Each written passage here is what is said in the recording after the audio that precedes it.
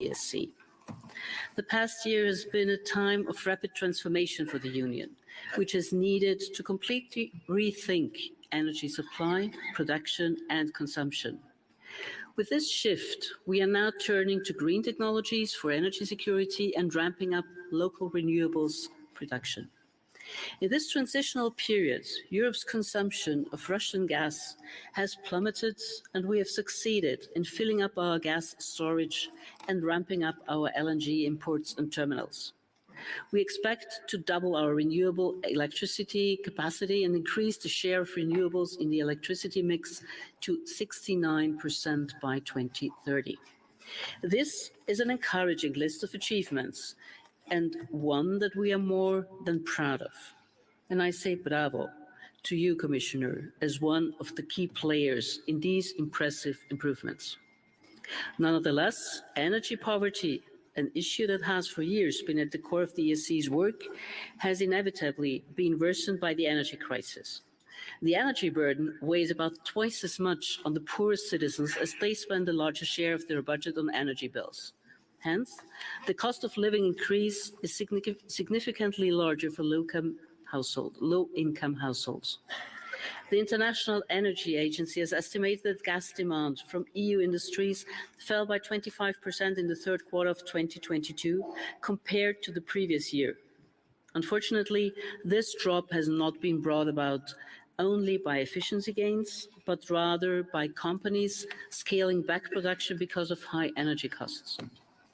The competitiveness of European industries is at risk, and the energy crisis is accelerating the exodus towards cheaper production locations.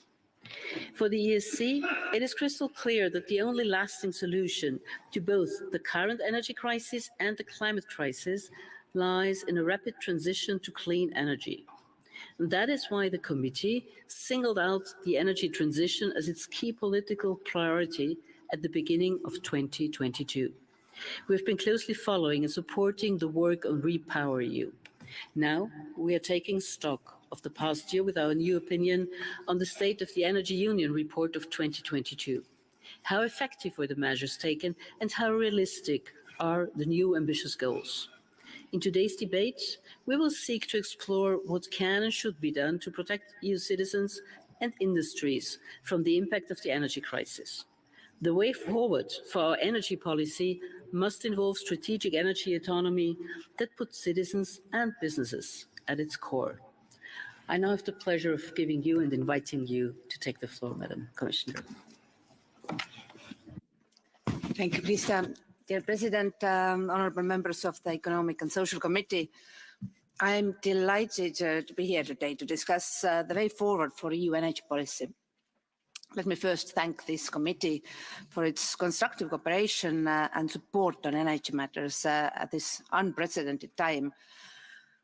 In particular, thank you for your contributions on energy prices, low carbon transition, REPowerEU, energy security, rollout of renewables, amongst others. As the voice of organised civil society, your opinions are valuable and essential contributions to the Commission's work, and you speak for workers, entrepreneurs, consumers, small businesses and many more, and we want to hear what you have to say. And this is especially important right now because Europe is at a turning point.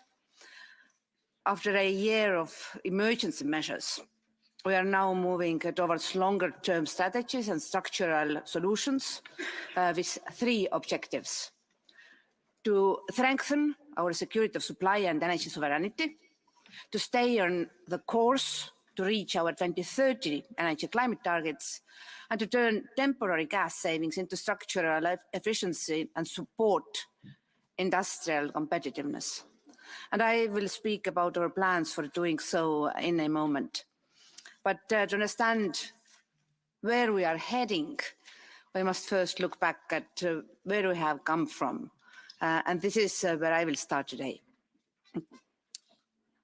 Russia's unprovoked invasion of Ukraine not only brought the horror of war back to Europe, but it sent shockwaves through global energy markets, triggering the most serious energy crisis in a generation. And our biggest gas supplier began using energy supplies as a weapon. Soaring energy prices drove up inflation and the cost of living globally, but of course, specifically here in Europe. And European consumers suffer first. And it is unprecedented that many Europeans faced the prospect of not being able to pay their next energy bill. Such monumental challenges required a strong, decisive and quick response from the EU, a response we have delivered over the course of the past year with emergency measures and the REPowerEU plan. Our first and foremost priority was to shield Europeans from the worst of the crisis. Even before the war began, in October 2021, we provided member states with a toolbox of measures to take. And this helped to limit price increases and protect vulnerable households and businesses. And last September, we presented measures for limiting the revenue of inframarginal electricity generation and channel back the surplus to support measures for consumers. And we also put in place measures to reduce electricity demand at peak hours, especially at these hours of peak price when otherwise we needed gas-fired power plants to cover the demand. And of course, in October and December, we also decisively intervened in the gas market to enhance gas solidarity and reduce the price correction mechanism. More broadly, and looking at the overall picture, we have seen a spectacular shift in Europe's energy system over the past year through gas supply diversification, reduced demand, increased efficiency and a stronger push on renewables. And we have put an end to the EU's massive dependency on Russia. Take, for example, gas supply diversification. Since September last year, Russian gas is about 8% of all pipeline gas imported in the EU. And the first gas supplier to Europe is no longer Russia. It is now Norway. And in less than a year, we have built the infrastructure to receive LNG that is needed to replace Russian pipeline gas. 3 new terminals were opened and 5 more will open by the end of this year. And this is a total capacity of 50 billion cubic meters. Or take the reduced gas demand. Together with member states, we took coordinated action to reduce gas demand. And demand dropped by more than 19% between August and January this year, which helped us to save 42 billion cubic meters of natural gas. And just 2 days ago, the Commission proposed to prolong emergency legislation on measures to reduce gas demand by 15% for another 12 months. Or take energy efficiency. Only 2 weeks ago, we reached a provisional agreement to reform and strengthen the EU Energy Efficiency Directive. It sets out a very ambitious energy efficiency target for 2030 and strengthens provisions on energy efficiency financing to ramp up much-needed investment. Or take our stronger push on renewables. Last year, we generated more electricity from wind and solar than from gas. 2022 was a record year for solar energy in the EU, with 41 gigawatts of new capacity installed. And on top of that, new wind capacity rose by 15 gigawatts. 39% of our electricity now comes from renewables. And this last point on renewables gets to the core of what REPowerEU is. A plan to build a clean energy system without Russian influence. Far from derailing or changing the course of our Green Deal agenda, REPowerEU has propelled us faster into a decarbonized future. The time has now come to consolidate these achievements for green growth that is fair and just. And this is why, as energy prices go down, we are now moving towards structural solutions to build a European energy system that is more affordable, secure, and clean long-term. And this brings me to the second part of my remarks today and my answer to your question, which way forward for EU energy policy? If I were to answer this in just one word, it would be renewables. Because this is Commission's top energy priority, to push forward and deliver on our renewable energy objectives there are a number of important developments in this respect. And I can't cover everything today, but I will give you an overview of some of the proposals published last week, because they give a real sense of the direction we are headed. 3 points here. First, the energy crisis has made it clear that we need an electricity market designed fit for the future decarbonized energy system. As it stands, the current framework gives too much weight and importance to short-term markets. As a result, Europeans have struggled with high bills, given electricity contracts are linked to spot prices, directly reflecting to gas price surge. This needs to change. Consumers must reap the benefits of a growing share of low-cost renewables, and our proposal to reform the electricity market design will help Europe to better prepare against any extreme volatility in the future, while also design a clean, reliable and affordable power system. And in particular, we are keen to create better conditions for investment in new renewable generation, alongside incentives for flexibility. And today, a large share of renewable generation receives support, but in ways that are expensive and not competitive. However, by requiring member states to use contracts for difference, we would incentivize more investments at lower costs for member states. And this would help stabilize the prices for producers and ensure that consumers, also SMEs and households, benefit more directly from renewables. Second, we need to grow a European ecosystem for hydrogen and deliver on our REPowerEU target of creating a market of 20 million tons of renewable hydrogen by 2030. Renewable hydrogen will play a prominent role in the EU's future energy mix, and it will be a critical part of our efforts to decarbonize hard-to-abate sectors like steel or chemical industry. But it also helps us to store electricity and help ensure our energy security long-term.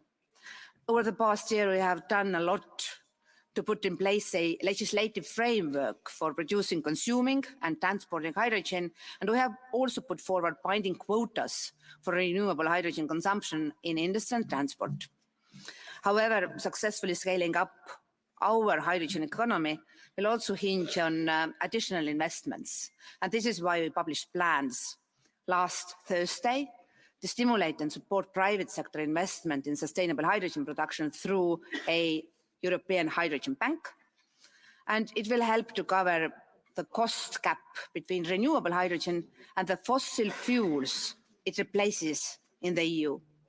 And the sooner the production of renewable hydrogen is scaled up, the smaller the green premium is likely to be. And third and final point, while we do all this work to accelerate the deployment of renewables, there is one glaring gap which we can no longer ignore.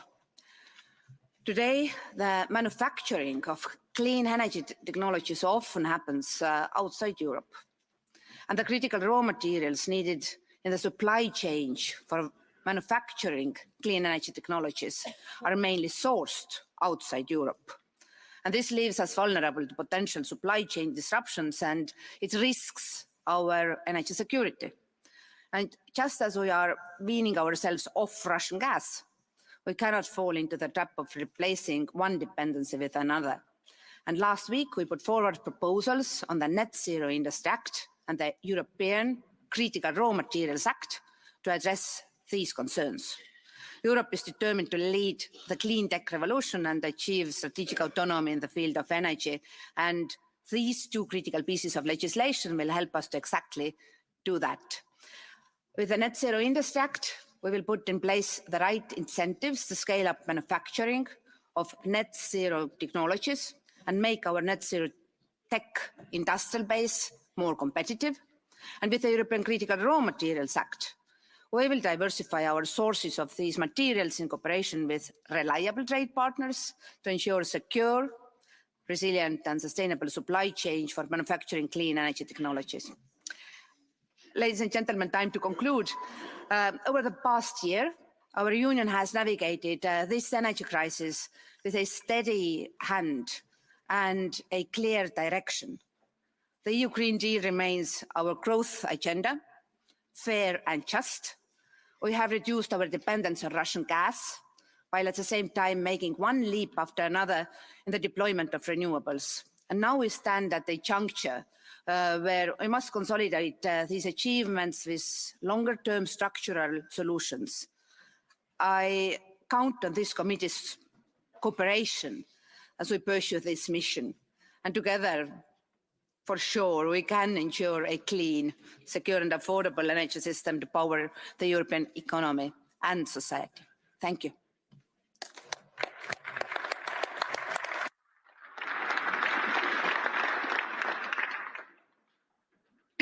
Thank you very much, dear Commissioner. Really a pleasure listening to you. And yes, indeed, I can commit that we will collaborate with you and cooperate with you on exactly that point. Thank you.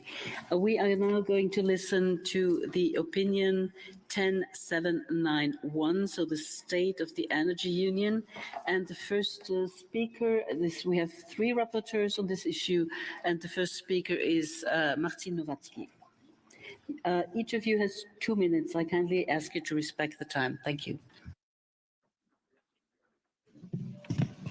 Thank you, Madam President. Thank you, Madam Commissioner. As a result of the European energy crisis, the war taking place in Ukraine, and the resulting changes in geopolitics, the organization of energy supply to Europe, we are faced with downturn, inflation, destabilization.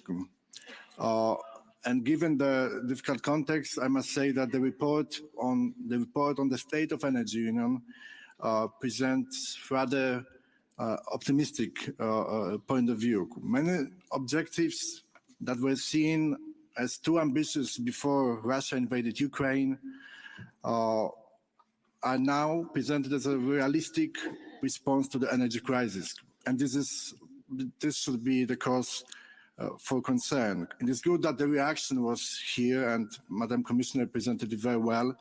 We were coherent and urgently we did respond to the situation.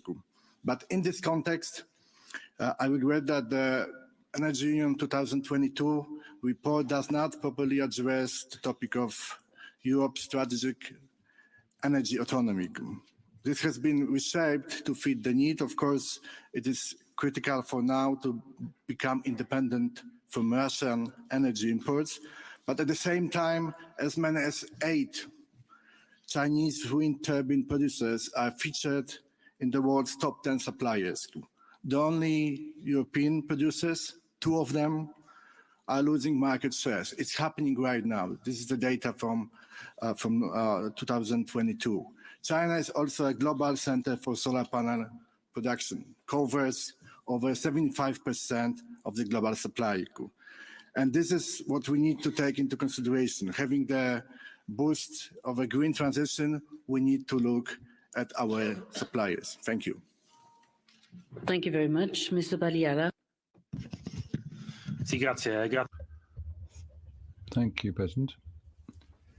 I can be very brief, need the 2 minutes. First of all, we welcome the Union's decisions following the Russian invasion of Ukraine. We should have taken this measure sooner.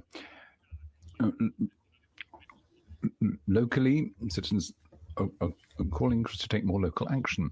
National decisions aren't often enough focused on local development needs. We need to deploy all the instruments we need for investment in real energy autonomy. The current proposals are not enough, Commissioner. Furthermore, during the energy crisis, we can see, unfortunately, there's been a lack of real European coordination, such as we saw during the course of the pandemic. The crisis has led to an upsurge in energy prices, and so we're calling for instruments based on the model of the sure proposals that went through during the pandemic for the sake of employees and firms.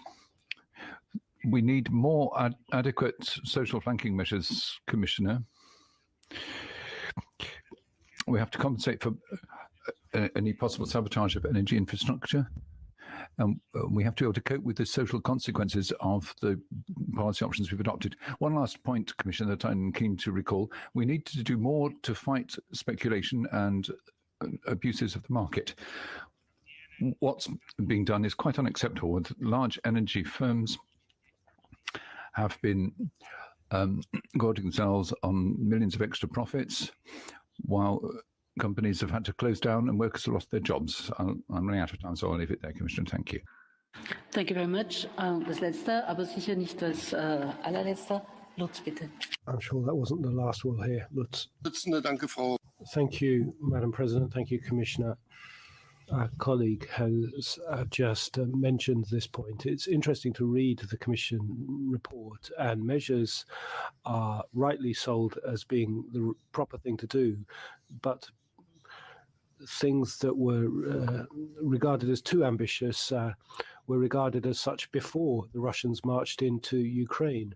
Why did it take so long for the Commission to deal with some of these issues? They would have been less significant had they been dealt with earlier. But I see a lot of positive, optimistic figures here. But when it comes to the Energy Union, Madam Commissioner, it goes much further than about mathematically or statistically established goals on renewable energies, energy saving measures, or investments. This is a political project that came about in 2015 with great goals, for example, reskilling the European workforce for future challenges, creating trust for investors in the energy revolution, and another very important point for us, I quote, above all, we stand up for an energy union at whose centre lie citizens, men and women. Responsibility will be taken on for changing the energy system, using new energies, reducing energy costs, taking an active part in the marketplace. When you read the Commission paper, there's not a single word on this.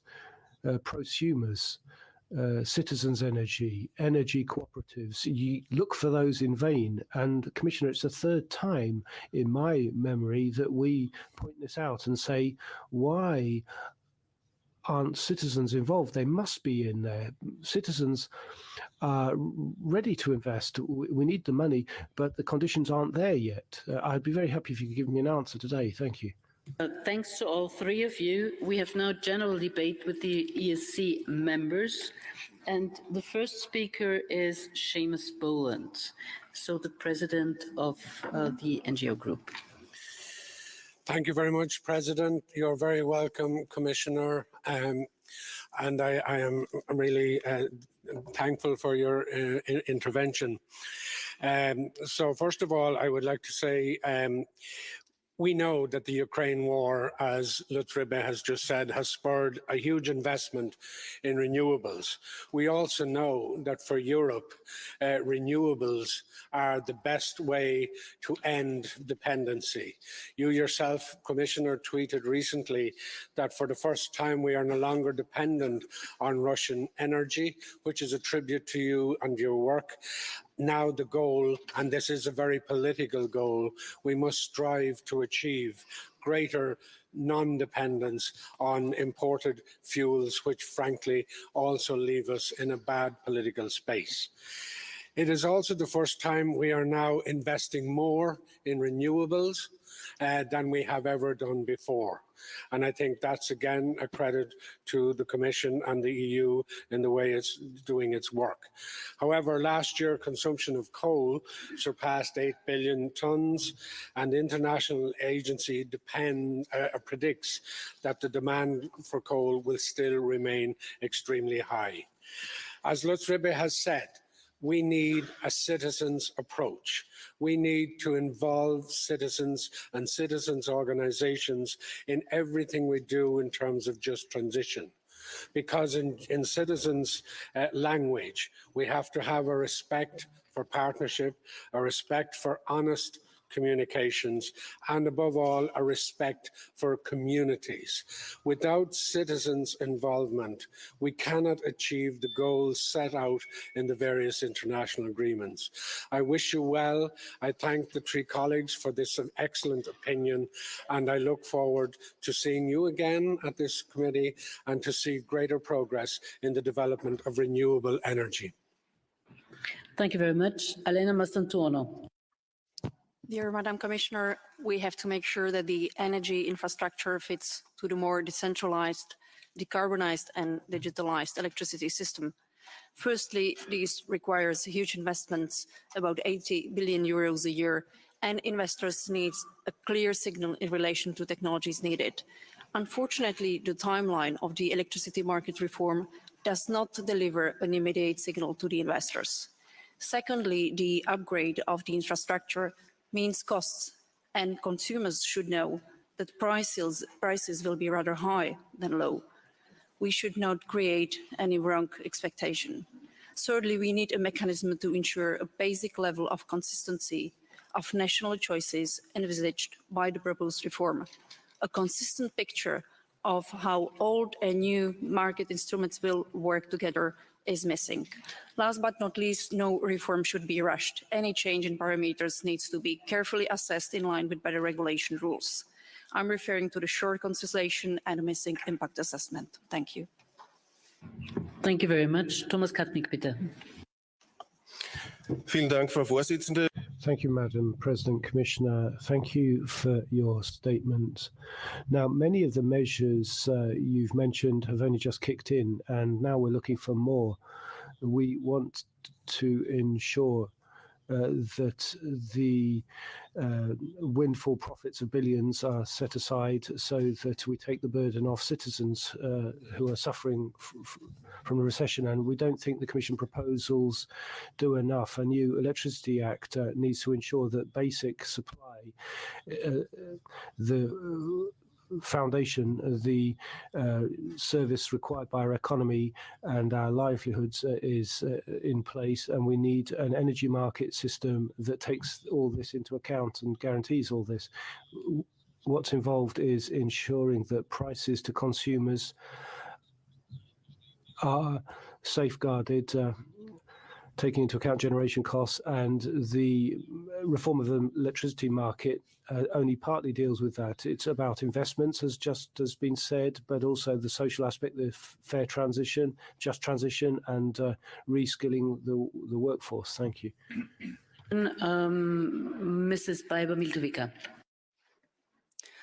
Dear Madam Commissioner, on behalf of section responsible for transport, energy, infrastructure and information society, I can admit that green transition together with protecting citizens and enhancing EU competitiveness are the pillars of our engagement. Over the last 2 years, cost of living increased and rising energy prices have been affecting consumers, in particular low-income households, and challenging also businesses' ability to produce. The Russian aggression towards Ukraine has aggravated an already tense situation, exposing clearly the vulnerability of the EU energy system.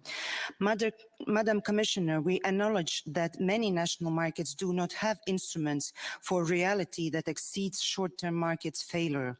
Advocating effective and efficient responses to these challenges lies at the core of 10th section work. First, we would like to keep supporting the initiatives focused on securing energy suppliers.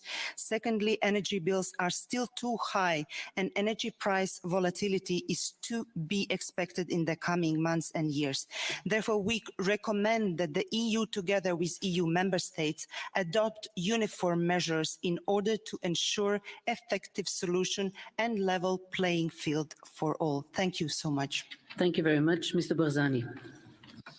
Grazie, Presidente. Thank you, President, Commissioner.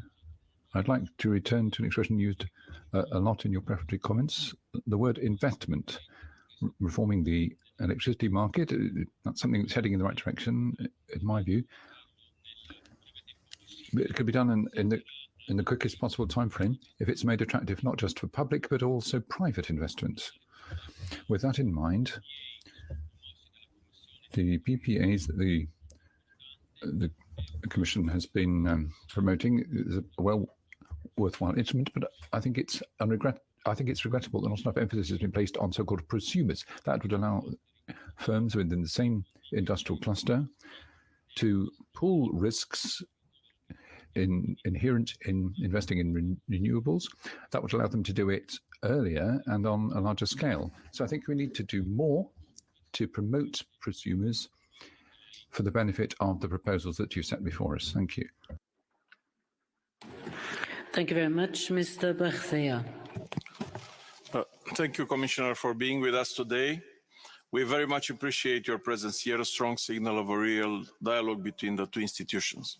I'm going to raise an important topic coming from the people that we are representing, knowing that the people should be at the center of the energy union. So which will be the outcome of all these endeavors for the European citizens? How will they take advantage on the long run from the foreseen changes? Will be a fair share for them, the new design of electricity market? I'm talking about remunerating renewables and other technologies, and how the consumers will benefit from lower financing costs. Will them be more protected through this action for future market shocks? Thank you very much. Thank you very much. Señor Barcelo Delgado. Muchas gracias, Presidenta. Muchas gracias, Comisaria, por su visita hoy. Thank you very much. I'd like to start by acknowledging the success obtained by the Commission and the European Union in having ensured supplies throughout the last winter. We weren't so certain beforehand that we'd be able to do that. Unfortunately, though, that is the only real success that can be laid at your door, because when the Commission boasts that the gas consumption has fallen, they overlook the fact that that's mainly because of a downturn in industrial activity. That is the main source of those energy savings. We have to record the facts, and the fact is that there's still a huge difference between the gas prices paid by consumers, be they ordinary citizens or firms in the European Union, and those that apply in the United States. You need only look at the European reference market and the American equivalents. Gas there can be as much as 20 times cheaper, and the same applies to electricity. If we want to take decarbonisation further, we need cheap, predictable sources of electricity. Thank you. Jean Coulon.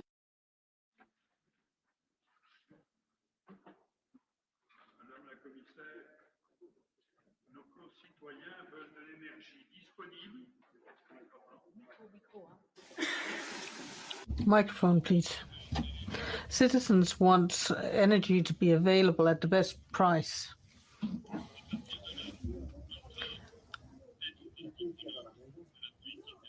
And they have to be party to the energy policy. And that is not evident from the document. And for the 7 years that we've been looking at this document every year, it's not clear. It's not a matter of comparing one source of energy to another. Decarbonized energy sources should be the priority. We should exclude fossil energies, but not the others which can furnish energy to the citizens. We're working for the citizen, with the citizen, through the citizen. The citizens are the solution. They are the most important element when it comes to energy. Thank you. Thank you very much. Now back to our rapporteurs. Everyone has 1 minute, please.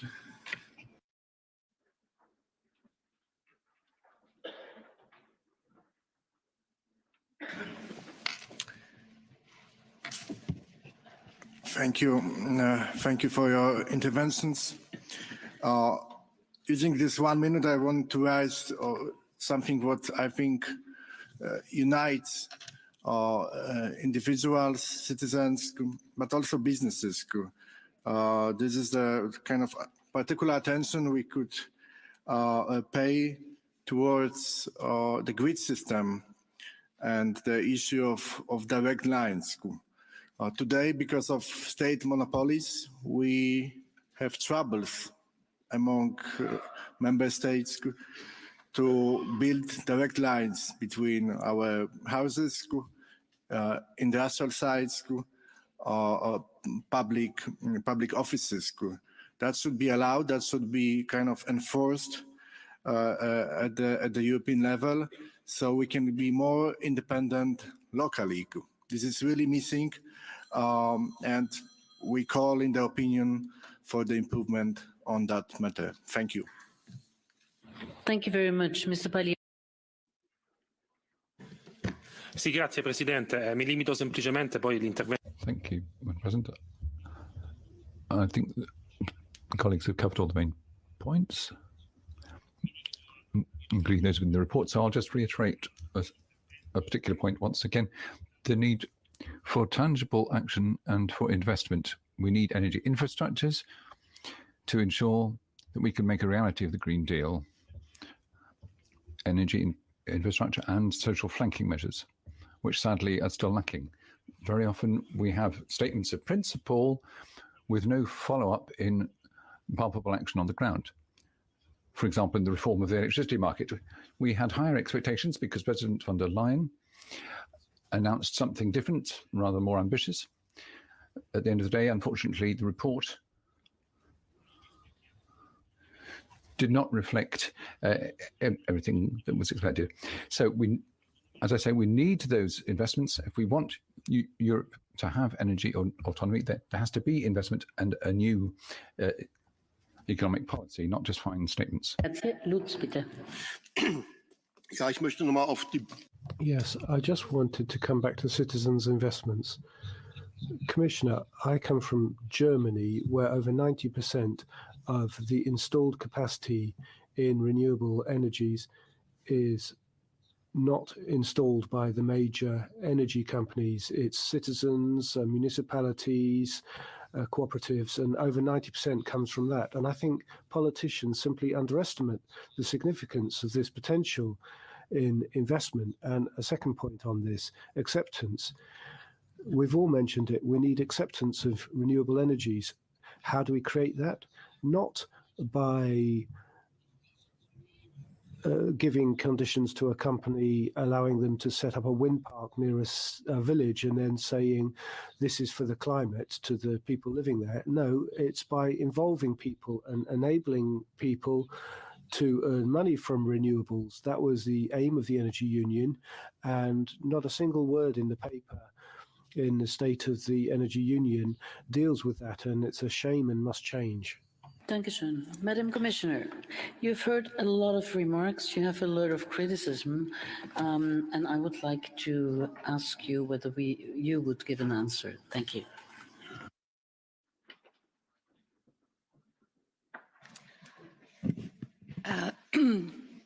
Honourable members, thank you for your comments and also for some questions. I do my best to reply all of these, and I also took a good notice of issues raised. And before I address them, let me express the gratitude to these honourable speakers who gave some support to our proposals, because this last year has been indeed very challenging. We have to remind ourselves from where we started.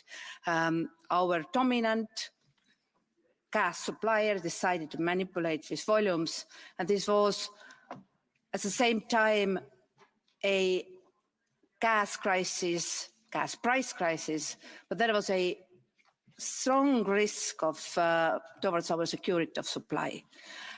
We have managed well with the help of our co-legislators. We have adopted 5 packages of emergency measures. And when I heard here a question why our measures are taking so long, then ordinary legislation at EU level indeed takes time. At first, you have to present the impact assessment, then you will present a political proposal by Commission, then our co-legislators, European Parliament and Council, that means member states, will negotiate their positions, and in the end, there will be trialogue process. And this ordinary process, to give you an example, might take more than 2 years. For example, Fit for 55 proposals, very essential pieces of legislation, Energy Efficiency Directive and Renewables Directive. We presented them in the summer 2021, and just last week we were successfully concluding energy efficiency talks. And this is a file where first time ever at EU level we are defining the energy poverty, for example.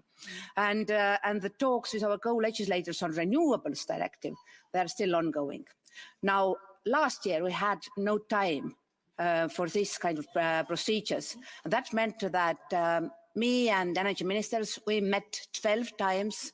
We used extraordinary article of 122 that allowed us to cut the time that it took until we made the decision, in some extraordinary cases, to 5 days. So between Commission proposal and adoption, it was 5 days. So I cannot imagine that it is possible at EU level to make decisions faster than that. But as I was mentioning, as a result, our gas storage is still 55% full.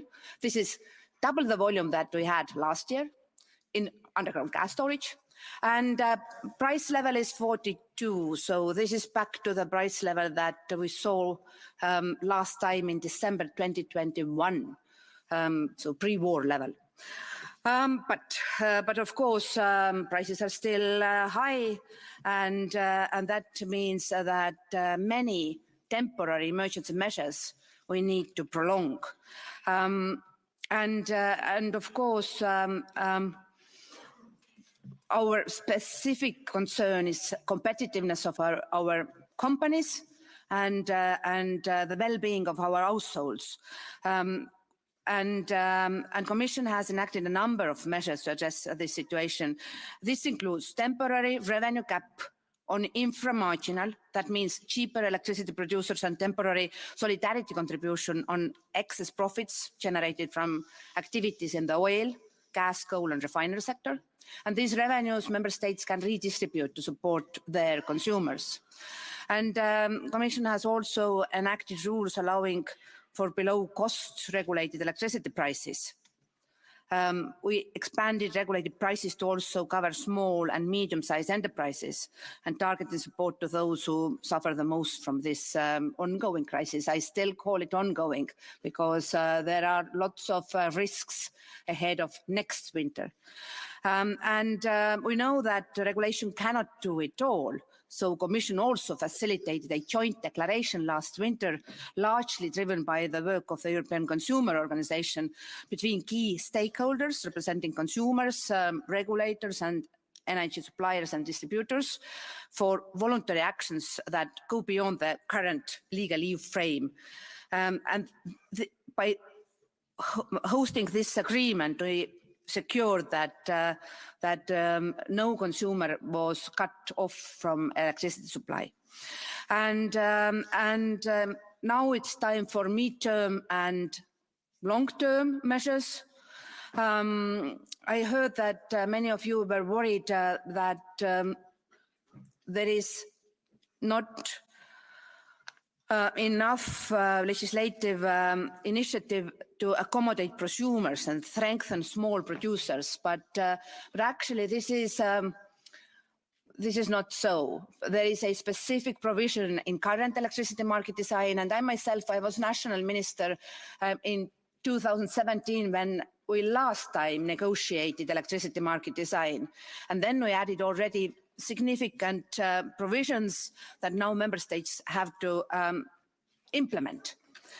But on top of already presented legislative proposals, I want to mention two more that are very useful to replace some of our dependence on fossil fuels with renewables. One of them is biomethane, because in our Repower EU strategy, we called EU member states to double the production of biomethane. And last year, we launched the Biomethane Industrial Alliance. member states will upgrade their biomethane targets in national energy climate plans by the end of this year. And we will also we plan to launch a practical initiative to boost biomethane production from wastewaters in cooperation with industry and municipalities. So not any more option for farmers only, that they can use residues from agricultural sector, but also for municipalities, because wastewater is cleaned all across Europe. And this is part of circular economy. And another proposal to strengthen our consumers who are generating, some of them are generating their own electricity, heat pumps, so that they can replace their domestic gas-fired individual heating devices with heat pumps. The number of heat pumps sold last year was approximately worth replacing 3.6 billion cubic meters of natural gas. And we will present an action plan on heat pumps also this year.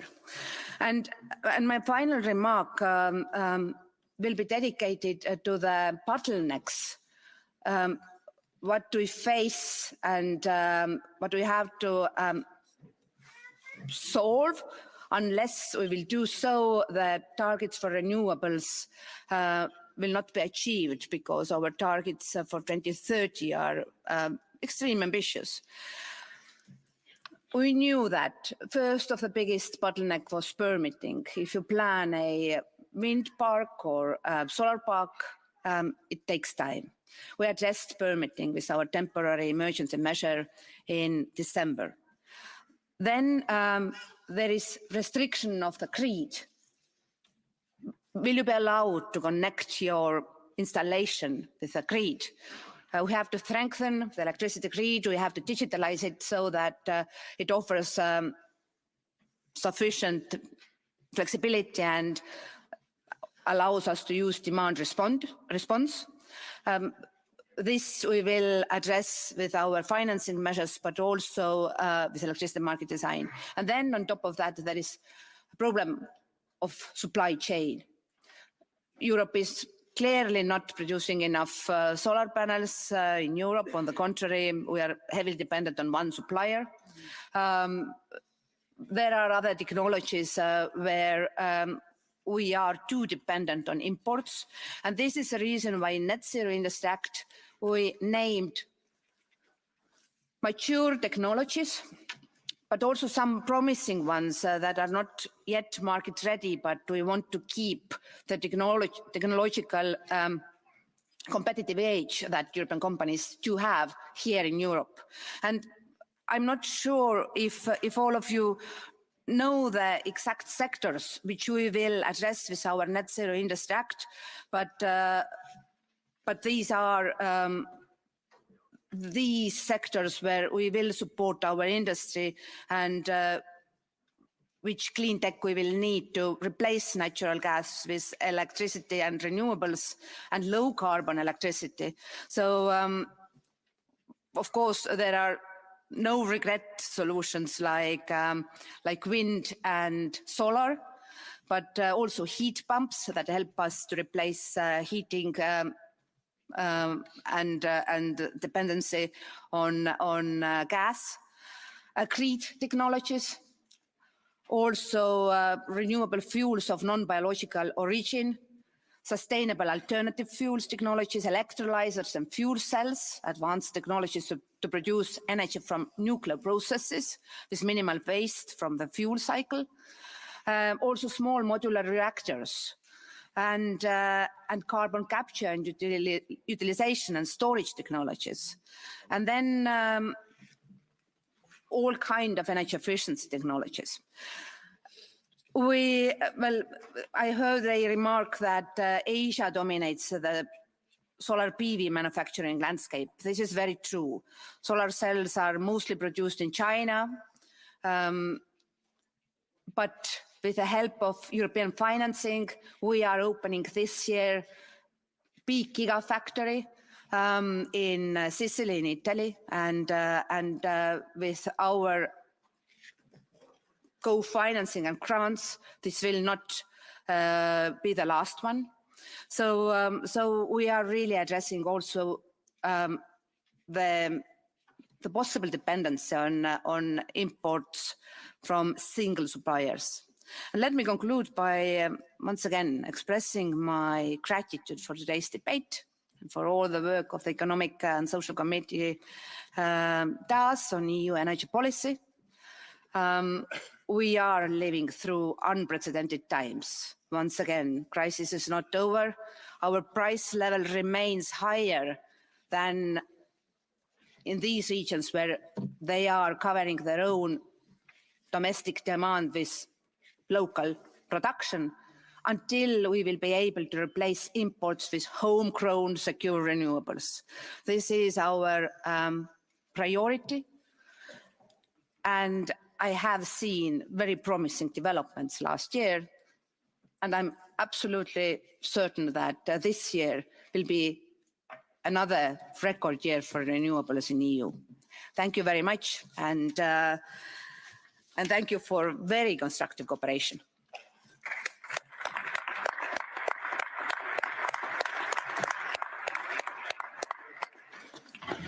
The Commissioner, on behalf of all the members of the ESC, I would like to warmly thank you for being here today and for the interesting debate that we have had. As we highlighted again today during our discussion, tackling the energy crisis is one of the biggest challenges facing the EU in the years to come.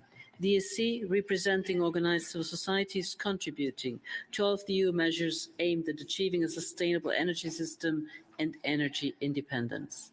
Allow me also to emphasize again some elements close to our hearts that we believe are imperatives. First, more coordination during this energy crisis.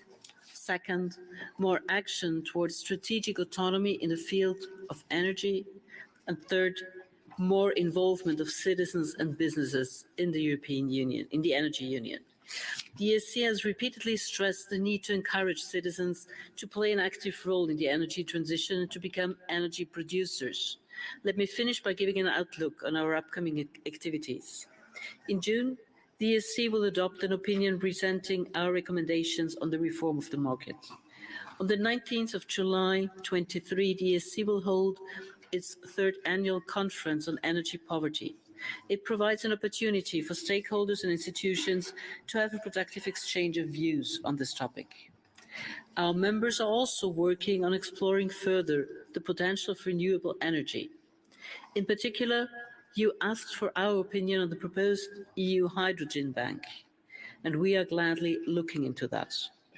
I take this opportunity to thank you for this request, which crystallizes a very concrete example of the good cooperation between our two institutions. Commissioner, thank you for joining us today. We wish you great success in the forthcoming Commission initiatives and look further to productive collaboration. I wonder whether you would stay for another 2 minutes until we've voted the opinion. Would that be okay for you? Great, thank you very much. Dear colleagues, having said this, we directly put 10791 State of the Energy Union 2022 to the votes. We have no amendments and the vote is open.